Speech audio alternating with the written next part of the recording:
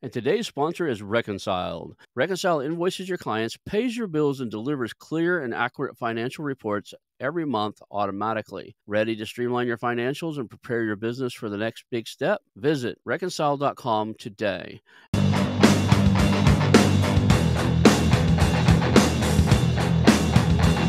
Hello and welcome to the How to Exit podcast, where we introduce you to a world of small to medium business acquisitions and mergers. We interview business owners, industry leaders, authors, mentors, and other influencers with the sole intent to share with you what it looks like to buy or sell a business. Let's get rolling.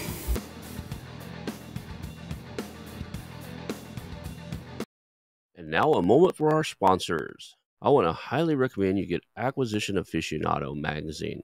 Every month, Acquisition Aficionado magazine brings you tactics for business buying and selling you won't find anywhere else. Learn firsthand from industry leaders who share their success stories, featuring in-depth interviews and stories from leading figures in the business acquisition industry.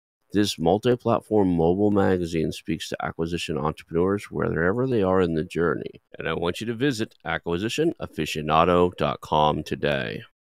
Hello and welcome to the How to Exit podcast. Today I'm here with Austin Linney. He is an investor, entrepreneur, and mindset coach. I'm looking forward to having you on the show today.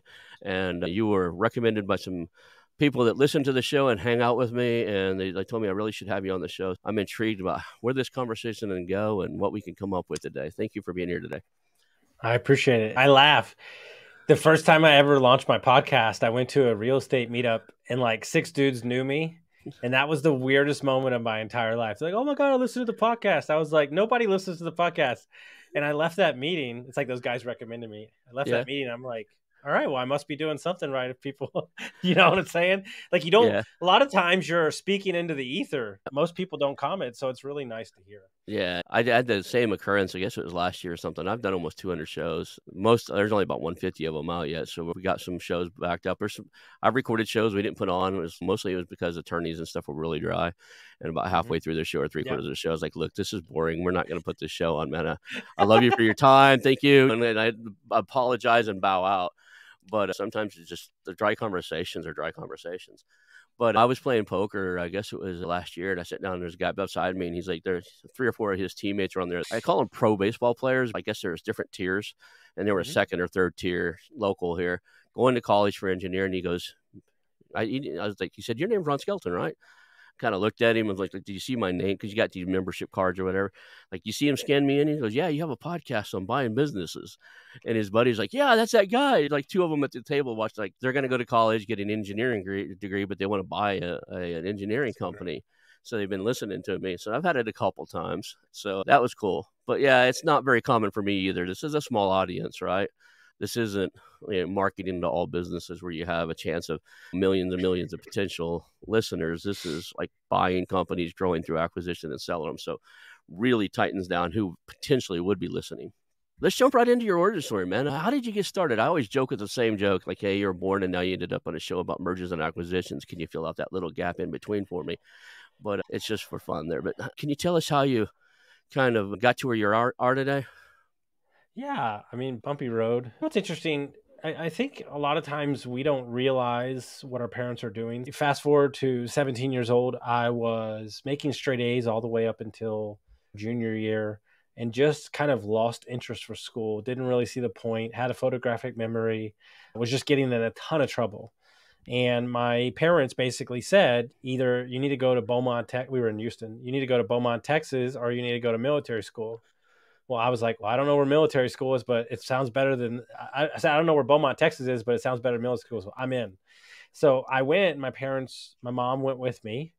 And shortly after that, my parents got divorced. And then I proceeded to tell my story to myself that I was the reason they got divorced. So that led me to not really speaking to my father for 20 years. I got addicted to meth, cocaine. I was homeless briefly. And then kind of kicked the hard stuff like 2 years in, but then proceeded to be a functioning alcoholic for a better part of 20 plus years, which was hard because I sold wine and it was a master bartender. So it was kind of a rough place to leave. And my dad was a doctor. My dad was a dentist. He was very successful. He had his own business. We lived across the street from a couple Houston Rockets. We lived on the golf course. And then fast forward 2 years later, and I had nowhere to live. And the only place I could find to live was I stayed in my best friend's brother's closet. So I literally slept in the downstairs closet underneath the stairs. So like where you would keep luggage and stuff. Like I put a single mattress in there. There were a lot of conversations that you have with yourself in a 100 square foot room in the dark when you went from there to a 4,000 square foot house with a maid, a pool on the golf course, country club. So, but what I realized around 36 is that my entire life, the alcohol, the drugs were not the problem. It was my victimhood mentality that I blamed everybody. I never took credit for anything. And through some great mentors, through a lot of work, through a lot of deep work, here we are today, 40 years old, buying companies and changed my life. And that guy was super talented. He always was. But everything I was doing was pointed in the wrong direction. Every behavior, every action, every subconscious thought I had was the wrong one. And so when I met people from a mastermind that had 3 Airbnbs, 3,000 units, multiple businesses, they kept saying like, "Hey kid, we don't know what you got because you're all over the place, but man, you got something, dude. Like keep pushing, keep searching." And one of my favorite quotes of all time from a doctor, a coach of women and men, she said, "Sometimes you don't love yourself enough to change, that you have to borrow the belief in others long enough till you believe it in yourself." And that was basically my story. Wow. So I have a similar background, not on the addiction, but on the real estate side. I was surrounded by addiction as a young or early age. I was telling you before the show, my dad was an alcoholic until he had thyroid cancer, and the thyroid medicine had his thyroids removed. Thyroid medicine made him so sick he couldn't drink anymore. But we didn't associate with most of our aunts and uncles or relatives because they were all addicts of some sort or another. And my dad needed to be away from it. And we'd have families and dinners. I told you I had about 37 cousins growing up. We had 4 or 5 that would come over. Families would come over for dinner. But I ended up in real estate through a happenstance, I guess. I had a marketing agency. One of my clients was a real estate investor. I loved how his margins worked. You could be really bad at marketing and make a lot of money in real estate. Like you have to get results, but you can be mediocre in real estate and make good money. And I'm not mediocre. I was pretty decent. So I was good enough. He come down probably once a week or twice a week. He ended up renting the office above me in the same building. And he kept coming down and saying, "Let me just buy you, take you upstairs, and just become part of our team." And then he offered me a piece of his business. And so I ended up becoming a part of his team. That worked until it worked really well. And he wanted to treat me he switched me back. He had majority share. I think I had 16 or 18% of his company. He voted himself to put me back to employee status and take my shares away one day. And still, owed me about $65,000 in back pay. And so I left, created a competing company, and stomped on all over him. But we did short sales. We bought houses out of foreclosure. We negotiated short sales for other people and did that for years. I'm surrounded in here in this little portable office by still closing documents, the red folders of keeping my financial records for 7 years kind of thing. But I did the same thing. I ended up in mergers and acquisitions because I hired a performance coach, somebody like you, somebody really good with mindset. I thought I was getting burned out again because I'd switched careers so many different times. But there have been many times in my life where I get into something, get going really good, and just the next thing I know, I'm doing something else. And I thought, well, I'm doing that again. That's why I'm wanting out of real estate. And the market was drying up. It was getting really hot, and short sales were going away.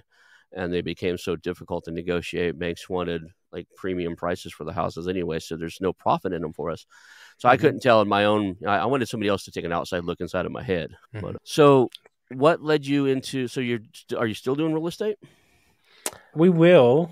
Basically, last year around August, we had a bunch of deals under contract: hotel, wedding venue, apartment complex, just all big properties, almost 25 million worth of deals, a couple different partners. And for whatever reason, in the span of 10 days, I didn't have anything to do with it. Either the partners backed out, sewage was an issue, insurance was an issue, the seller wouldn't come down. Long story short, all the properties went away. And I had just had enough with lenders, investors, and just in general. The market was tightening up. Lenders are out of their mind. Sellers are drunk. And I just find similar to what you said, I find the real estate market to be a little myopic from time to time, kind of small-minded thinking. They think they're rock stars and all that stuff, and it really doesn't matter. Life's about impacting people. That's what it's about. So what we realized as a group is that we no longer wanted to worry about lenders and banks. We wanted to become the bank.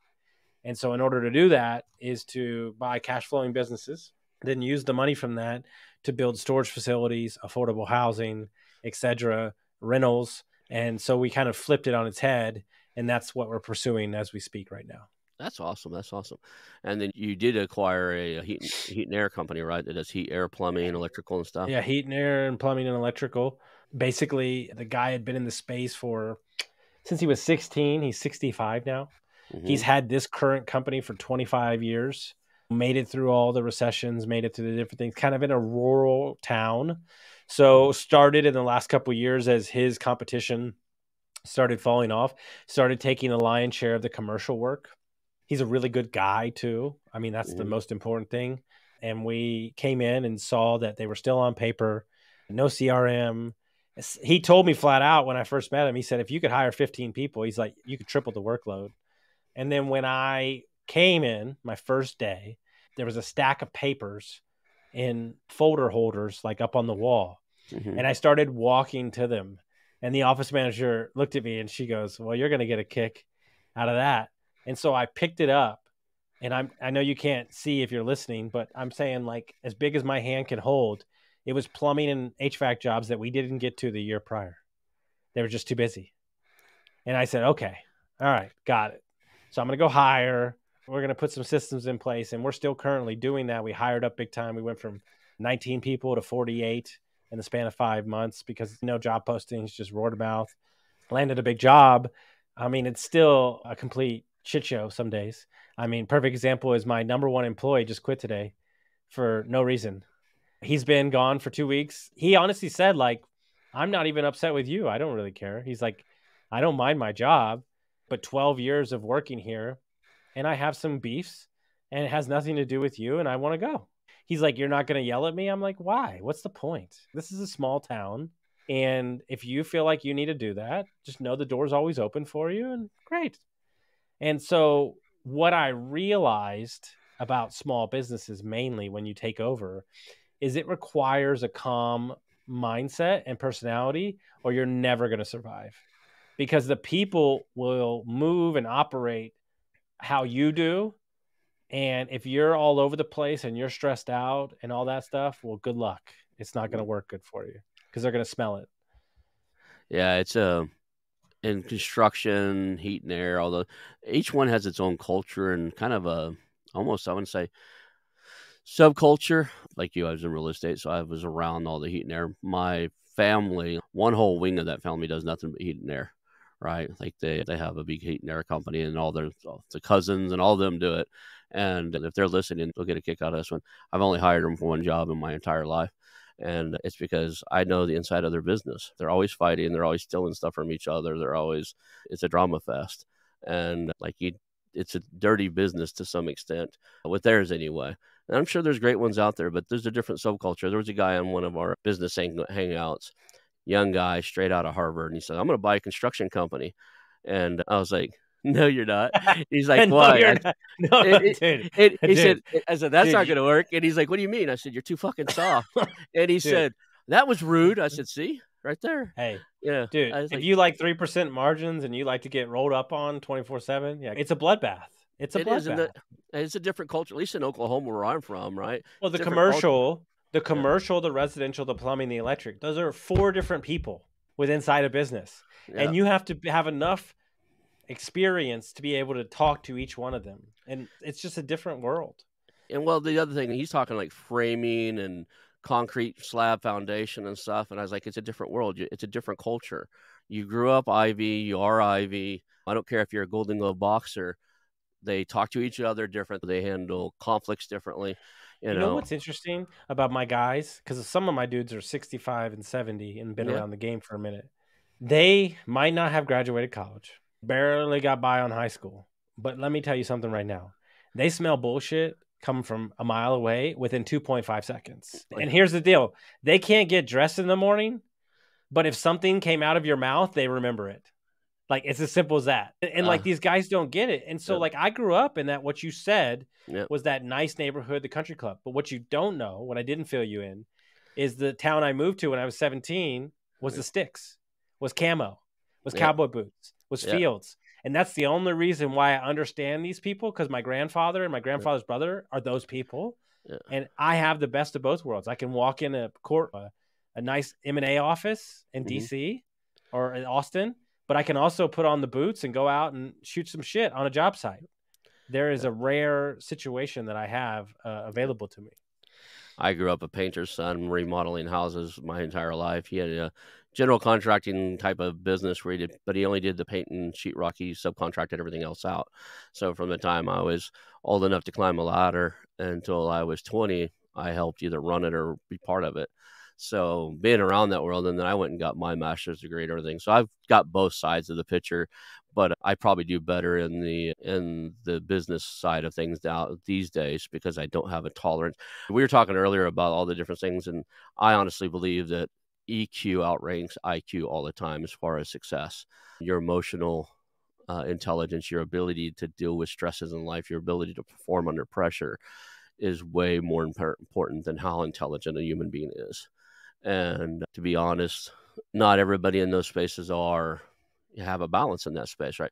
I have a guy who just graduated law school. He's a buddy of mine. He invested in a construction company. I was laughing. He said, "What are you laughing about? Get ready for a shit show." And he's like, "What are you talking about?" I said, "Those guys fight to solve their problems." And he calls me 2 days later. He's like, "The police were at one of our job sites. There was a fist fight on site." I was like, "Yeah, Oklahoma." Let's this is real, guys. I'm being as real as I fucking can. Okay. When I have to lose it, and let's just be clear, I don't like it. It keeps me off center for a couple days.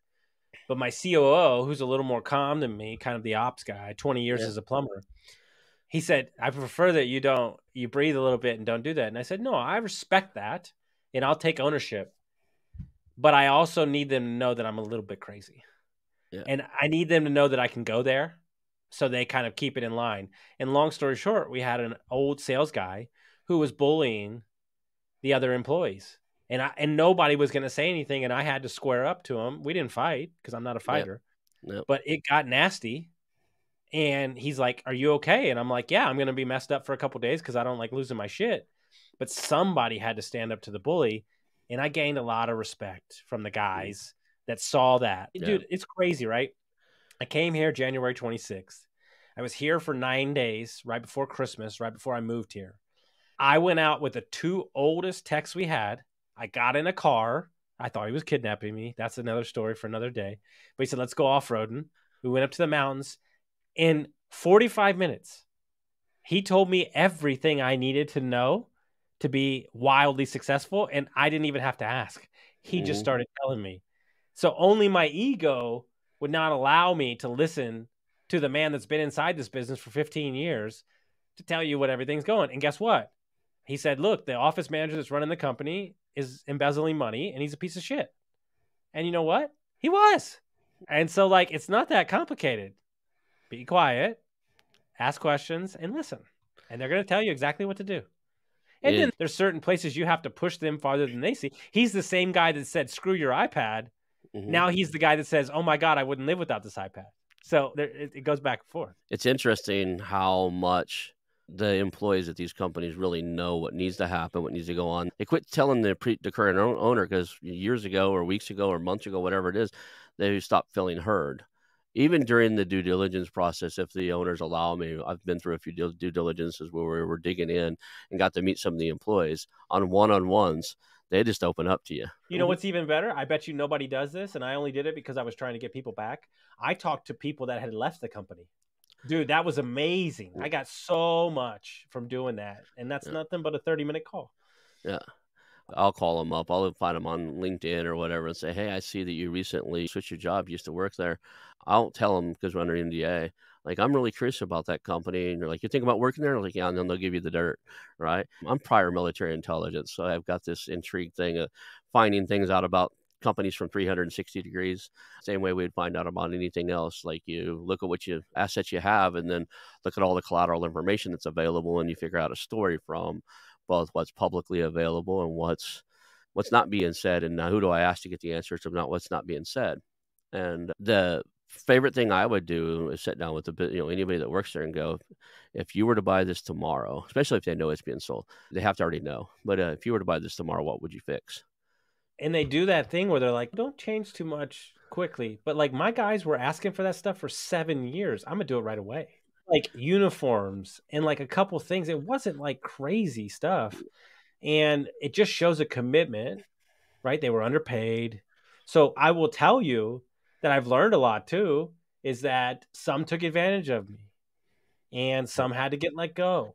But what's interesting about somebody in that, if you're buying a company, like I hired up knowing that I would lose some, and they look at it and go, "Oh, you're taking my job away from you." And I said, "No, I'm hiring up so I have flexibility. If you don't behave right, I'm not going to be hamstrung." And that's what's happened. It's Yep. been a couple months. We've got some guys that are getting a little too comfortable. We got one that did this, that was disrespecting one of the other employees. We got this guy who lied about something. Like, okay, great. And to be honest with you, it helps. Our payroll was too high during the summer, and we're all right. But if I would be scrambling if I didn't have that, now we had the luxury of really picking the employee that we want to move forward. At first, it was about bodies because we were just trying to catch up with work. Now it's about, are you a fit? And I think one of my specialties, and it's been my whole life, is I can see special things in people that they can't see in themselves. And so, like, I made 2 hires in the office project manager role that I told them in the interview they weren't capable of doing the job. I said, "You're not qualified enough." And he goes, "Why are you telling me this?" I go, "Because I believe that you can be." And he's young, 20-year-old, took him out of a situation that he didn't love, working at a sandblasting factory, and he's been my best hire. He's crazy smart, no confidence, but watching him grow and run meetings with 45, 50-year-old techs, that's our favorite thing to do. I'm looking at this kid just blossoming. It's amazing. That's really cool. To be able to see that. A lot of times, a lot of people think this. They think you should hire industry to industry. So if you're doing commercial electric and you need a commercial electrician, you need to hire somebody that's had 15 years in commercial electricity, right? Mm-hmm. Where maybe because of specialized skills and stuff, but maybe that's not the case. Maybe the case is you hire somebody that's got 10 years residential and he just really finished school on the commercial side of it or whatever, got retrained, recertified, anything neat, any codes, everything he knows, but he's really passionate about growing into that space. Who's going to put more effort? Somebody that's been doing it for 15 years and just another job and he's got to come in and put in his 40 and go home, or the guy that wants to come out and make a name for himself because he wants to get out of the residential side. Yeah. I think the guy with something to prove. I always look for somebody who's got something to prove because Do they they're have going to drop. kids? Are they ex-military? Are they ex-addict? Like, those are the things that I look for. Most of my guys are ex-military. It's just the area. And they're organized. They're driven. I don't have to. But a lot of times it's giving them what's crazy about life. Like, a great job goes a really long way. So like I do it even when I don't really, like, when I need to, but because it means a lot to them. And one of the things I'm obsessed with, and I think I'll write a book on eventually, is leverage to somebody else, 10x to you, it's nothing. Okay. And what I mean by that is I got a new sales guy. He came and left for his current company for me. The reason I hired him, he knew nothing about HVAC and plumbing, but he was so damn good and so damn annoying to me, I had to hire him. He was super smart. And he's been crushing it. And he's been helping us with something extra and some tech and stuff like that. Well, their car got broken into and this, that, and the other, and blah, blah, blah, blah, blah, blah, blah. His wife can't go to work because her car doesn't work. And he's trying to figure out how to make $1,000. Well, I was going to wait 2 months to pay him for this thing that he did, but I went ahead and wrote him a check for $1,000. Don't get me wrong. Like, $1,000 is $1,000, but to the company, it's not the end of the world. Right. But to him, it feels like $100,000. So now I got somebody, not only do I have him bought in, I've got his wife bought in. Oh my God, your boss did that? So now we're in a different realm. Right now we're in, holy shit, let's stay committed. Those are the opportunities that business owners and CEOs don't take advantage of enough. And today's sponsor is Reconciled. Are you an entrepreneur or business owner thinking about your exit strategy? Or maybe you've just landed a business through acquisition and the books just aren't the way you need them to be. Let me tell you about Reconciled, your dedicated partner for industry-leading virtual bookkeeping and accounting services. Reconciled pairs you with skilled professionals who empower you to grow your business and prepare it for success, whether that's your exit or taking that new acquisition to top performance. Imagine having high-level financial management without expanding your team. From bookkeeping to CFO services, tax advisory, and even fully outsourced accounting, Reconciled has got you covered. They help you make the best business decisions, keeping your end goal in mind. And the best part? Reconciled understands acquisitions, as they have acquired 3 accounting firms in the past 3 years, and their founder, Michael Lee, mentors others in searching for acquisition, raising capital, or trying to aggressively scale. Reconcile invoices your clients, pays your bills, and delivers clear and accurate financial reports every month automatically. Ready to streamline your financials and prepare your business for the next big step? Visit reconcile.com today and let them get your books in order. Reconciled, making bookkeeping a breeze. That's reconciled.com. They don't, and they overlook them, or they think that they're being taken advantage of by even being asked for something like that. You're being given an opportunity. Right? You've been given an opportunity to prove your loyalty to your employees and gain the loyalty back. It's impressive. So you've got heat, air, plumbing, and electrical. I like the combination because of the cyclical nature of heat, at least where I'm from originally. Here, it's kind of stable year round. But I consider heat and air in Oklahoma, when it's freezing cold, you're going to get your heater. Your furnace is going to be fixed. So when it starts turning, and I have a bunch of friends that own heat and air businesses, and like when it turns really cold, they're out there fixing furnaces and cleaning them and make sure they kick on, because nobody wants to be cold. And then when it hits hot August nights, when the humidity is up and it's 110 during the day and 95 at night, nobody wants to sleep in a sweat bath. So they're going to fix their AC. There's a lot of times in the year where he's just slow, right? Anytime the temperatures are mild, especially in mid-market areas where income's more important than fixing home maintenance type of stuff, I can see that the heat and air would be very cyclical. Where I'm from, plumbing would be cyclical a little bit, just because during the winter stuff breaks. So how's electrical? I guess that goes with the building cycle. Yeah, I would say it's our weakest component. It's about a year out from having one guy's at school right now. There's an opportunity there. When I came on, the lead plumber was a guy that was retiring. So really, we've put mainly our focus on building plumbing. We even moved a guy in from out of state who had worked with the CEO prior, who was looking for a change. But what we found, because we finally got data last week actually, was that plumbing per percentage margin is making more money than HVAC, because it's been a mild summer here. It hasn't been crazy hot. Winter was mild too. We still have a ton of commercial projects, but we're trying to build up the plumbing in the residential side. And we're having to expand the market because we're in smaller counties. But yeah, I mean, it definitely is cyclical. I was reading something the other day from John Wilson, and he was talking about, because his family's owned plumbing for years. He said, I wonder if those big PE firms are starting to realize that plumbing's the real cash cow, keeps the lights on. The biggest issue that we had with the company is the current seller, or the seller, loved commercial work. He loved engineering design. That was his game. So he created a business that was least amount of BS possible. But the problem is that works great, but you could be waiting weeks and months on $100,000. You could be waiting weeks on 200 grand. And so we're really building up maintenance programs, plumbing, and residential to kind of keep the cash flow steady, to kind of build the business the right way. I could see that. And so I was looking at roofing, and particularly commercial roofing. And the concern I had with commercial roofing is you're always getting paid by the insurance company. So you have to have huge cash. Either you have to have huge accounts with your suppliers. Like I'm talking hundreds of $1,000 million accounts with your suppliers, because you got to float the material cost and labor cost until the insurance companies circle around and pay you. We have a job right now, $400,000 outlay ahead of time. It's real, right? And you can't ask. You can ask, and we're going to get most of the parts paid for, but you can't. You have to spread the payments out over 15 months. So yeah, it becomes a little bit of a game, right? Because payroll is the highest expense, and then materials are the highest expense. But yeah, when you kind of balance it out, it's funny that you say roofing. We're in the process of looking into roofing as well, because there's really nobody in the area. We like the margins. One of my buddy owns a very successful roofing company in Texas, so he's going to kind of mentor us.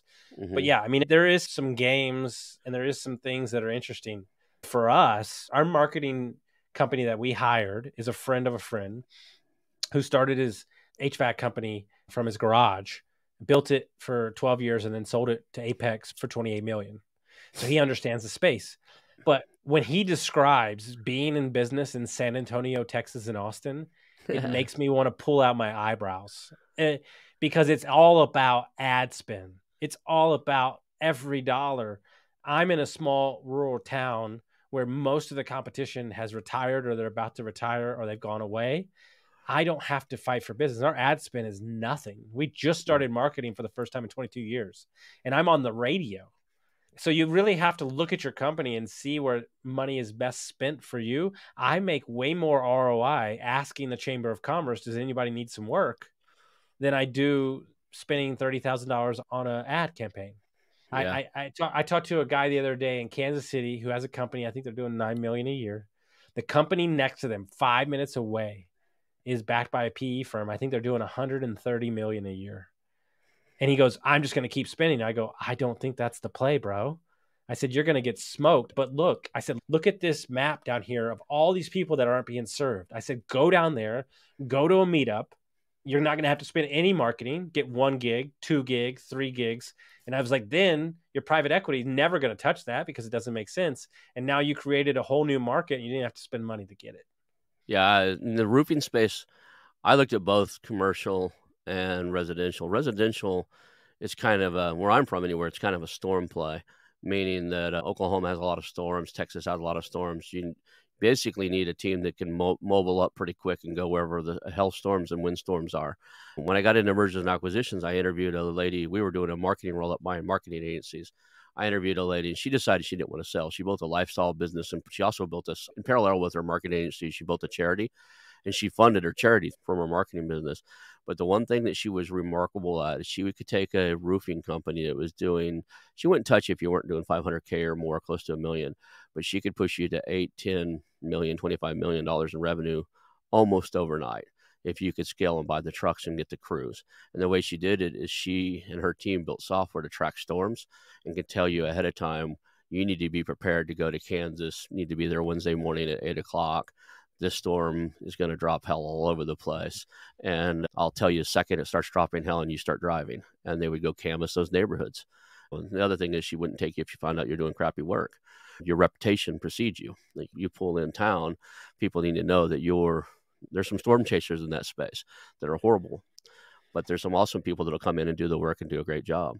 That appealed to me. But the commercial side is they're $100,000, $200,000, $300,000 commercial roofing jobs, and they rely on the insurance to pay you back, and they're slow pay. I know private money lenders that lend money to roofing companies on a regular basis just so they can get the next job done, pay their crew, and get the materials while they wait for an insurance check that is a 60, 90, 120-day pay. Yeah, it's rough. The insurance game it can be done. It can be done right. But yeah, I mean, it's rough where we had to basically tell this company, they would call us like 10 times a week and we'd be like, no, we're not doing any work. We've said the same thing for 6 months and they can't wrap their head around it because I can't talk to anybody. I said, I talked to a guy the first week I was here and I said, raise up my hourly price. He said, fine. He's never done it and I'm not going to do work for you. Good luck. Like, it's as simple as that. And it creates boundaries, but more importantly, it creates an understanding. Like, here's the problem with me, and God bless my COO, is like, I am a go-getter. Like, I want to support the community. All I care about is helping out old people, addiction people, anybody that wants to change their life. That's what I care about. And because I do that, I see a need in the community and I want to do it. That doesn't mean that we make money doing that thing. And so there's a fine line between what gives us brand awareness and helps us out and supports the community and what takes from us. And I think one of the conversations I had with myself is, I'm 40, I'll be 41 in December. I said, what would it look like if for 10 years or 5 years, you just did your core thing, making the main thing? Like, how would that look for the first time in your life, right? And I kind of have these 3 buckets that I love, and I'm just going to do those things, and I'm not going to we're so enamored with the new thing, right? Where AI and all this stuff. And I use AI. I got no problems with it. I got crypto. I'm in. Yeah.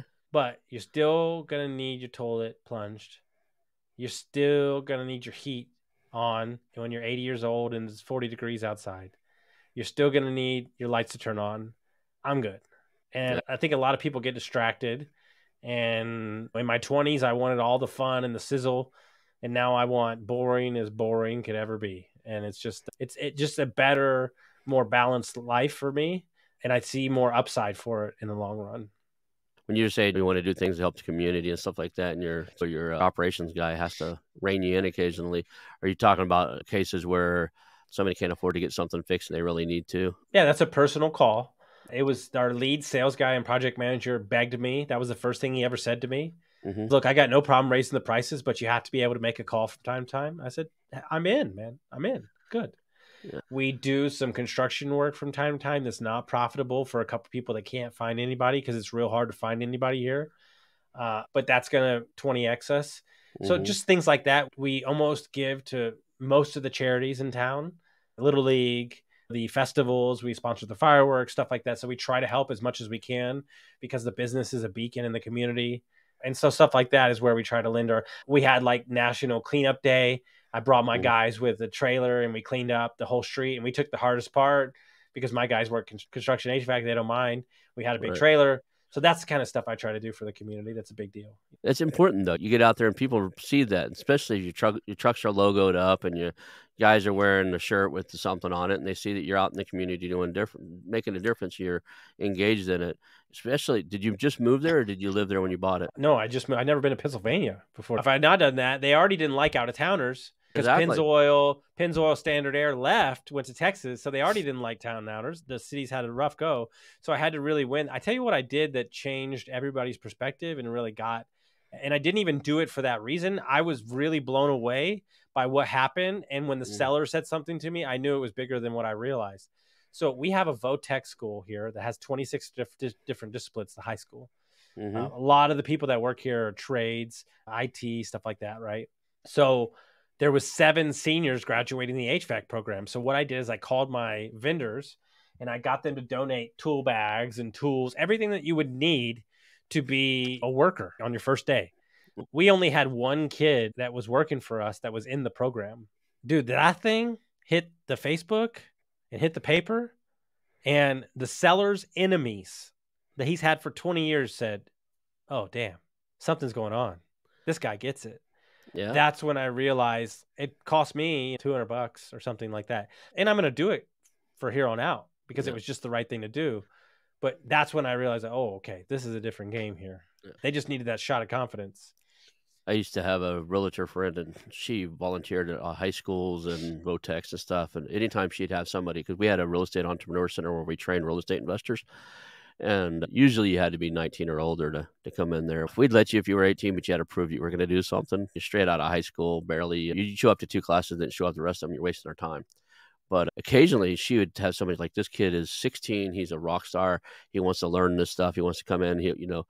We'd hold special classes and teach those guys and do things in the afternoons when we usually would do it like Tuesday at noon because they're in school. We'd line up 3 or 4 of those guys and we'll start doing it in Tuesday evening at 5 p.m. We had young guys coming through the program and stuff. And the fun thing with that is we did it to a couple of those guys. If we catch you, a lot of people take the same class over and over again. Mm-hmm. If you come to the cycle the second or third time we catch you in the cycle, we put you up the front of the room and have you teach it. But we help you. We walk through. They have the slides. They have the material, but the student becomes a teacher after a little while. Because if you haven't got it the first time, having to teach something will ingrain it in you way better than having to sit and listen to another lecture on it. No, 100%. I think it's interesting. So about a month ago, I started sitting with my sales guys once a week, Wednesday mornings, and we started talking about business books and mindset books. And I pulled out my favorite books and my chapters, and we read it and we discuss it. It's amazing. And what does a heat and air guy bill out at in your area? So when I started, they hadn't raised the prices in 7 years. It's $85 an hour. In Tulsa, Oklahoma, 100, 110. So there's a guy in town, true story, wants me to buy his business. He's been in the space 50 years, the oldest company in town. He charges $40 an hour and complains how he doesn't have any employees. And I said, well, dude, what do you expect? But long story short, we went up to 95, then we went up to 105, then we went up to 110, and now we're at 125, 135 an hour. And guess what? Not a single customer has said a damn thing because we're the fastest. So this area has an issue with getting people to do anything. Yeah. So like, this is a true story. Guy comes in, pays his deposit on a new water heater or something to do with plumbing. I'm standing right next to him and he goes, this is 2 weeks ago. So we're talking about mid-July. He goes, all right, I'll see you in September. And I go, excuse me? He goes, yeah, I'll see you in September. I said, you mean tomorrow? And he goes, I don't understand. I said, we'll be there tomorrow to fix your problem. He goes, is this a scam? Yeah. And that's how they think. And so it's like, you have to be comfortable with having extra guys. So when a call comes in or emergency, you can go do that, or you can get to it the next day. A lot of people are worried about having extra guys. That's where you have to build out the training, the education, the knowledge. So they're learning something, gaining something, even when they're not working. I get it. In the real estate business in Tulsa, I had my favorite heat. I'm still friends with the guy, Tim Cooks. He was the guy I called my heat and air. It was broken on one of my rental properties, or somebody was like, I rented to a lot of people who were older and stuff and had families. Now all of our properties are owner financed. I don't have a single rental anymore, but now it's their heat and air. They call me, my heat and air's broke. I was like, yeah, your heat and air's broke. Call a heat and air guy. You Yeah. bought the house. I'm a bank. Yeah. It's a different world. But when we needed them, Tim knew good and well I couldn't wait 2 or 3 days. It's Oklahoma. It's 110 degrees. These guys, they have a newborn baby. So I had 3 other guys that called him right after him. Like, somebody needs to get somebody over there right now. And I knew basic stuff. I heard this on a podcast. Like, he said one of this guy became wildly successful being a human router. And we had this mindset to always say no. And I'm like, guys, I don't care if we can't help them, but we can be a resource to help them. So say yes, let me deal with it. Now we become somebody that they trust instead of somebody that says no to them. You know what people don't like, especially in this technology world? No. Yeah. They hate that word, right? I was talking about this the other day on a podcast. Like, really wealthy guys, like wealthy guys, like billionaires, they haven't heard no in like 15 years. So let's talk. I mean, I'm really intrigued about your mindset coaching stuff. I spent a lot of time in that space. I wouldn't say battling depression or anything like that. I'm prior military. I've got my own set of things going on in here. But I would say indifference, I think, which is worse in my mind than depression or anything else. For a little while there, I just didn't care. I had what I had. I was good with what I got, and I was just done. And so I went through different programs that are out there. I studied cognitive behavioral therapy, NLP. I've got certifications on a bunch of stuff. I don't coach anybody in that space, but I did it for me. I did some of Tony Robbins stuff. I did everything that Landmark has, but mainly to work on, I have to say, nobody ever gave us a blueprint of what it means to be a human being. And it's very, very powerful to reach out to people who've got a better grasp on that than you do. Well, 100%. There's a couple guys on Twitter that I'll talk, right? I'll post and they'll slide me a DM and they're like, did you do Landmark? I didn't. I got coached by a bunch of guys that did, and then another group. But you know what's crazy is that this is my kind of thing I tell everybody is like, you know what? And just so we're clear, like, I'm a little under the weather. I've got a splitting headache. I was worse yesterday. I'm better today. Half the company's sick. Like, it's a thing. And my fiance's like, take the day. And I'm like, it doesn't work like that. My schedule is jacked. I got to go. But what's interesting about life is a fever is there in your body trying to regulate issues within your body. And so the first thing that we reach for is a pill instead of letting the body do what the body does. Same thing. I love fasting. You know what fasting does? Allows your body to heal. Who would have thought that not eating allows your body to heal? Oh my God, revolutionary, right? Yeah. What I found, and I'd be curious to hear what you think. The podcast has been going about 4.5 years. I've done like 550 episodes. I got divorced my first year. I was doing 9 a day. I didn't know that people didn't do 9 a day. I was just having conversations, right? I did like 200. I'm recording 10 this week. But what I'm saying is there's a lot of months I'm not engaged. Right. I don't really want to be there. But I know that the only thing that matters when I got sober was consistency. Consistency. Every day showing up, whether if it's a small percentage or the full gamut, getting it done. That one conversation, that one call, that one post. I can't tell you how many times I posted something that I didn't want to post that led to a client that changed his life. And I'll tell you the story that I swear to God, I'm so sick. I hope I don't cry. I was coaching for a while and I posted this story of a mentor in a group called GoBundance. And I was going back and I was posting clips from when I first started my podcast. So this was years prior. I was just like tired and I was reposting episodes, kind of like you didn't see it in the beginning. So I said, I don't feel like doing that, but I posted it anyway. And I got a DM at 8:59 on a Monday. And the guy said, man, I'm stuck. He's like, I hate my job. I hate the people I work with. He's like, I'm never around for my family. This shit's bullshit. And I was like, look, dude, if you want to go to work, we can start tomorrow. This is what it's going to cost. We're going to go. Boom. Signed up, sent the money. We started the next day. He left his job 26 days later. The first month wholesaling, he made $70,000, right? And so on and so on. Now he built this big company. That's neither here nor there. Okay. A lot of that was him. Some of it was me. About a year later, we're not coaching anymore. I go to his house in the RV and I walk in his house. He got 3 young kids. I walk up to his youngest daughter and he goes, "Hey, baby, do you remember a year ago when dad was always at work and he was in the office?" He goes, "This is the man that allowed your father to be in your life every day." I lost it. So let me get this straight. Because I responded to a DM and I posted a post that this man's life will forever be changed. And him and I are going to buy businesses together. He's one of my best friends still to this day. And he almost turned back. About 2.5 months in, he had a rough month.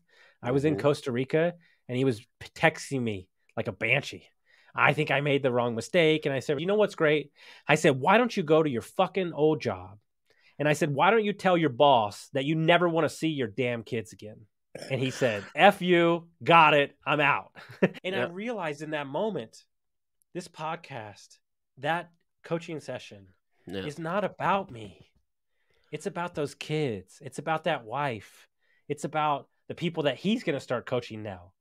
That's when you realize that you can show up no matter what. So what do you say to the guys that are out there right now? They're search funders who just finished their master's degree. But I'm saying I've got one I didn't read here recently he's 20-something months into his fund. He's not a recent graduate. He's actually his corporation. He's 22 months into a 24-month fund, meaning they funded him for a 24-month search. And they're starting to look at like the wall. Like, here comes the wall. I'm going to run out of time.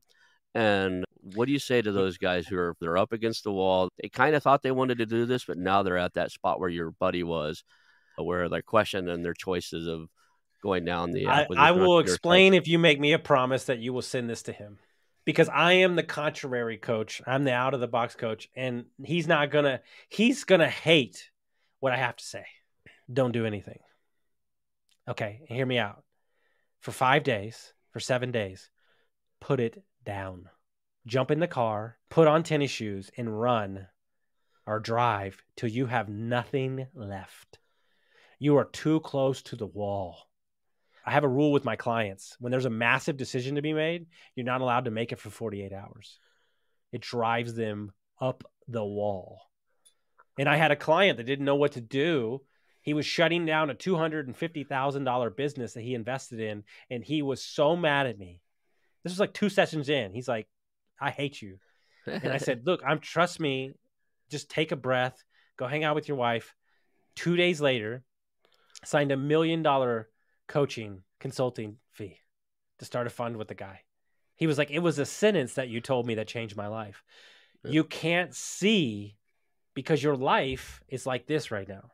For anybody that can't see, your phone is pressed up against your face. And you forgot why you started in the first place.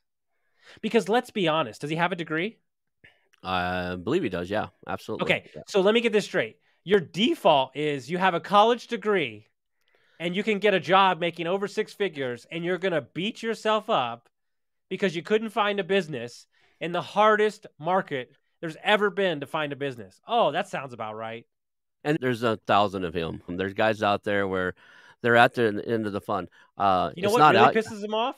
I shouldn't even say this. The first day I looked for a business, we went under contract. And because that broker had this business, we bought this business. And hear me out. You ready? I was supposed to close in January. I closed Wednesday because we found embezzlement and we found insurance fraud.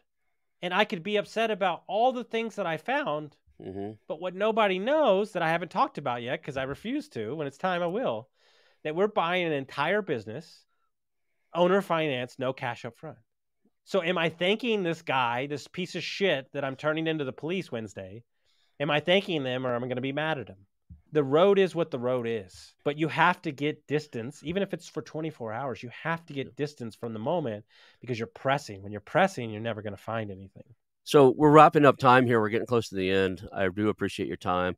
If somebody can remember 1 or 2 things from the show, what would we want them to remember of you? I would say that with every issue becomes an opportunity. That's number one. Mm-hmm. And I would say that you're probably not as far away as you think, but take 24 hours and pause, Mm-hmm. go for a walk, take your wife or your significant other or your brother or sister to a nice meal, and just remember that life is a blessing. Cool. And then one last thing, if somebody has a heat and air business or something in your area, or a better question even yet, what can the audience do for you?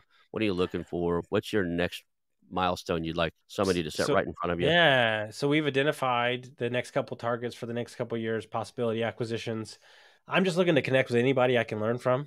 Mhm. You can connect with me on Twitter, Austin Linney. Shoot me a DM, austinlinney.com. You can shoot me a message there. I'm just looking to learn from anybody I can. I just love business. It's so complicated and so complex that I'll never see the end of the rabbit hole. So I just enjoy it. Just happy to connect with anybody. Do you know who Adam Coffey is? The name sounds really familiar. Or I've read his books. I've read his books like 4 times each. Yes. They're As I, amazing. Yes. he's been on the show. I chat with him on a regular basis through LinkedIn and stuff. If you ever want to meet the guy, Amazing. I would I would introduce love you to to. him. Yeah. Okay, Great books. I give them to everybody. Yeah. yeah, So, I'll definitely make that connection for you. Well, thank you for being on the show. We'll call that a show. Hang out for just a second, and we'll call that it. all right. Thank you. I want to announce our new channel partners, the ITX Marketplace. Since 1998, ITX has created $5 billion in value by selling more than 225 IT businesses in 20 countries. ITX works exclusively with IT-enabled businesses generating between $5 million and $30 million who are ready to be sold, and M&A decision makers who are ready to buy. For over 25 years, ITX has developed industry knowledge that helps determine whether a seller is a good fit for their buyers before making the match. ITX Mergers and Acquisition Marketplace we have partnered with has a proprietary database of 50,000 plus global buyers seeking IT service firms, managed service providers, Microsoft service providers, software as a service platforms, and channel partners with Microsoft, Oracle, ServiceNow, and the Salesforce space. If you have an IT-enabled business you're ready to sell, I want you to visit the itexchangenet.com/marketplace. How to exit. That link will be in the show notes. Visit them now.